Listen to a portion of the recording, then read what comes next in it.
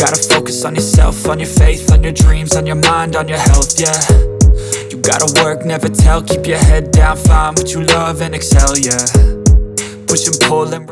Hey everyone, welcome back. Today I want to talk about a phone I used as my main device for a while, the Honor Magic 8 Pro Air. Let me put my overall takeaway right up front. This isn't a perfect phone, and honestly, the camera didn't live up to my expectations, but what you're about to hear is the most honest way I can describe how I feel about this device. Before I actually had it in my hands, I saw the specs. 155 grams, just 6.1 millimeters thick. On paper, that sounded incredible. I imagined it would feel amazing. But when the phone arrived and I unboxed it, the very first moment I held it, it felt warm. And surprisingly, my initial reaction wasn't wow, it was more neutral. The truth is, we've all been spoiled by massive phones from every brand. I've completely gotten used to those 220-gram monsters. Over time, I stopped seeing weight and thickness as downsides. If anything, I started associating that heaviness with premium hardware. So when I switched to this phone, it didn't immediately blow me away. A quick shout out to my tech partner from China for sharing this video. A big thank you for making this possible. Hey everyone, it's Maiky from techmaiky. If you love staying updated with the latest gadgets, make sure to subscribe and hit the notification bell so you never miss out on our exciting tech content. The real shock came later when I picked up my old main phone again to transfer data. Suddenly, it felt less like a phone and more like holding a brick. That's when it hit me. Honor's thinness and lightness doesn't impress you instantly.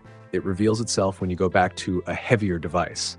True slimness isn't about that first grip. It's about how impossible it feels to return to your old phone afterward. Now that we've talked about weight, let's move on to the design. Flip it over and look at the camera layout. Doesn't it seem familiar? Yeah, you probably see it too. It clearly echoes the iPhone Air style. That bold wraparound camera design grabs attention right away. But honestly, I think the front of the phone matters even more. In a world where almost every Android flagship starts at 6.7 inches, this 6.31-inch flat display feels almost rebellious. After using it for a while, I realized I actually love this size. It's practically the only flagship where I can comfortably reach the top right corner with one hand while replying on WeChat, without my thumb begging for mercy. If you care about that feeling of control, this matters way more than benchmark scores ever could. And that sense of control is really the core emotion behind this phone. These days, I almost never talk about how a phone feels in hand unless it's truly terrible.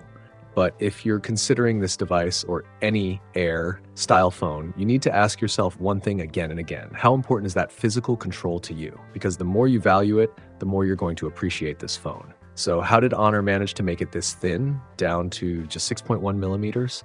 There's no magic trick here. It's all materials science. Let's start with the battery. Honor uses a Qinghai Lake silicon carbon anode battery with an energy density of 9,017 kilojoules per liter. For comparison, the iPhone Air still relies on traditional graphite batteries at around 780 kilojoules per liter. On a chemical level, it's basically like vacuum sealing someone else's down jacket. On top of that, Honor added an E2 energy efficiency chip. Think of it as a tiny pump that squeezes out power from parts of the battery that usually go unused because of voltage limits. Then there's durability. A lot of people worry about phones this thin, bending, or breaking. But instead of jumping on the titanium alloy trend, Honor went a different route. They built a custom 5,300 mAh aircraft carrier-style battery layout and paired it with a biomimetic structure called Zen. Imagine swapping a car's steel frame for a carbon fiber monocoque chassis. Lighter, yet stronger. To test it myself, I literally stuffed the phone into my back pocket, sat on a hard bench for a while, and pulled it out. No issues at all. Of course, physics doesn't give freebies. Packing this much into such a slim body means compromises. First up, the speakers. They're fine for basic use, and yes, you do get stereo sound. But if you're hoping to blast music or watch movies on the external speakers, they feel thin and fragile, like they're reminding you the phone itself is basically paper. That said, most people aren't using phone speakers for symphonies. It's usually short videos and voice messages, and at least Honor gives you dual speakers. Meanwhile, the iPhone Air is still rocking a single speaker in 2026. Next is vibration feedback. Since there's no room for a large X-axis motor, the haptics feel softer and less solid. That tight, premium thump just isn't there. Again, that's the cost of going ultra thin, and it's something you have to live with. Now let's get to what everyone really cares about. The camera. This time, Honor included a large 1.3-inch main sensor and a 64 megapixel periscope telephoto lens. On paper, that sounds great, but in real use, the camera experience felt pretty average to me. The issues fall into two categories: physical limitations and software tuning. Let's start with hardware. I took a casual backlit photo of an IV drip, and you can clearly see heavy purple fringing. That's not because Honor didn't try. It's simply the result of squeezing optics into such a thin body. That kind of compromise is hard to fix. Then there's software. In a photo of an iPad and keyboard, the screen looks cool, but the surrounding light turns oddly dark brown. That kind of color distortion feels like an algorithm problem, not a hardware one. So yes, there's still plenty of room for improvement on the processing side. Even so, when you compare it to the iPhone Air, Honor still holds its ground. The iPhone Air only has a single camera and no telephoto at all. Honor gives you a full setup, including a 3.2x periscope lens. Switch to portrait mode, turn on the filters, and Honor's software steps in aggressively, reshaping light and shadow to hide those inherent flaws. If you mainly shoot portraits, or you just want full focal lengths in a body this thin, it can actually surprise you in a good way. Realistically, people buying this kind of phone probably aren't chasing ultimate image quality.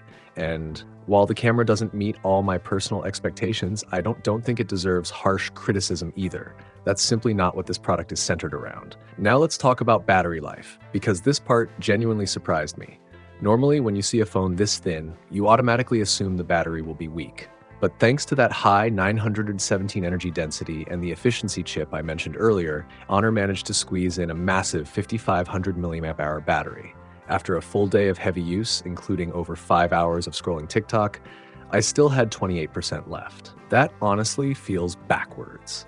If you're a busy professional who's constantly replying to WeChat messages until your hands hurt, you've probably thought about buying those huge 7,000 mAh phones just for peace of mind. But after using this device, you realize you don't actually need to carry a brick anymore. At just 155 grams, the Honor Air already delivers enough power to comfortably get through the day. It also keeps 80 watts wired charging and 50 watts wireless charging, which makes topping up during daily use much easier. There's basically no meaningful compromise on battery performance here. For me, this is easily the biggest surprise of the Honor Air. All right, let's wrap things up by talking about the system and AI. One small feature I really appreciate is file sharing. Everyone knows how painful cross-brand file transfers can be, but on macOS, Honor strikes a really nice balance. It's probably the only manufacturer right now that can smoothly transfer files between Android, Apple, and Huawei Harmony OS. It's not some groundbreaking sci-fi tech, but for someone like me who uses multiple devices, it genuinely solves that annoying last-mile problem. What's funny is that longtime Honor users know the brand used to be terrible at this. Back in the day, it couldn't even reliably transfer files between Android phones, which was honestly embarrassing. But over the last 2 generations, macOS has improved a lot. The system now feels smooth, feature-rich, and well-rounded. The only real downside is visual design. It's mostly an aesthetic issue. Even so, I'd still rank this custom Android system among the top 3 domestic options. It's genuinely solid. Now, about Honor's big AI push over the past couple of generations. This is actually part of a much larger industry shift. Honor has rolled out features like Anywhere Door, AI image editing, and even AI-powered food ordering. But beneath the surface, the reason they're pushing AI so aggressively is simple. Without it, they struggle to stand out. The reality, though, is pretty tough. A true AI agent needs both powerful models and deep system access. Right now, third-party apps may have strong brains, but no system permissions, which makes them feel limited, basically just chatbots. Meanwhile, phone manufacturers do have system-level control, but because of privacy concerns and legal responsibility, they can't go too far either. Even companies building AI-first phones are holding back. Think about it. If your AI books the wrong ticket or sends the wrong WeChat message, who takes responsibility? So for now, these so-called AI phones are really just advanced built-in information assistants. We're still far away from real AI butlers or true digital agents. My advice is to treat these features as helpful tools, not something to get overly excited about. Going forward, I actually think Honor would benefit more from highlighting practical AI use cases instead of repeatedly emphasizing system smoothness and stability, which most users already expect. To sum everything up, after 18 days with it, the Honor Magic 8 Pro Air is a genuinely interesting device. Let's be honest, if Apple hadn't launched the iPhone Air, the entire industry might still be stuck chasing heavier and heavier hardware. Apple continues to set trends, forcing everyone else to rethink the value of thin and light designs. And Apple's brand influence is on another level entirely. At the same price, even if Apple is only slightly more expensive, even if the iPhone Air has just one camera and one speaker, and even if Honor looks better on paper, many buyers will still choose Apple instantly. Why? Because that Apple logo represents security, status, and the iOS ecosystem. That's a core advantage Honor simply can't overcome, no matter how good its hardware becomes. Because of this, the Honor Magic 8 Pro Air loses its traditional great value positioning. It's now in a brutal situation where it has to rely purely user experience to win over logical buyers, without brand halo and without a clear price advantage. So in this new pricing landscape, my buying advice is straightforward. If you care about social recognition and love the iOS ecosystem, don't overthink it.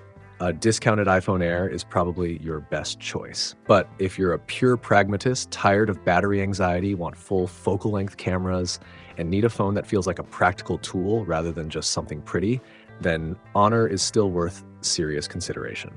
That's why I said right at the beginning, this phone isn't perfect. It might feel a bit tragic right now, but honestly, I think this is the most correct product Honor has released in the past 2 years. The Magic 8 Pro Air represents a step forward in experience. It's like a small piece of fabric before a massive wave. At first, nobody thinks much of it, maybe even overestimates what it can do. But real change often starts with something that small. All right, that's it for today's video.